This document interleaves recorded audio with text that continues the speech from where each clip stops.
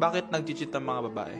Ang mga babae emotional. Yun napansin ko sa mahabang panahon. Ang mga babae emotional.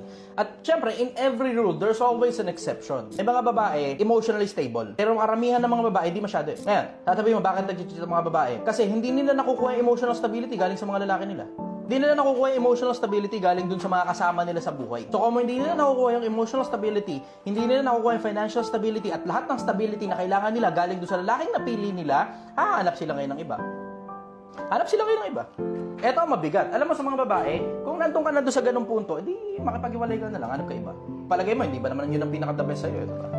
Alam mo, hindi kasi normal na ang mga babae nag-cheat eh. Hindi normal yun, out of the usual yun kapag gabi ganun. Ang mga lalaki, yung pantog na pupuno, maiintindihan mo pa eh. Kasi tignan mo, all throughout history, kahit sa Islam, ang mga lalaki pinapayagan magkaroon ng maraming asawa.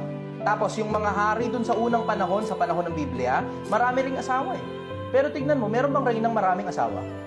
Wala. Walang ganong istorya eh, di ba? Meron man, exception to the rule. Ano ibig sabihin? Ang mga lalaki napupuno ang pantog. Pero ang mga babae, pag nag-cheat ang mga babae, common. Ang may diferensya doon, yung leader niya.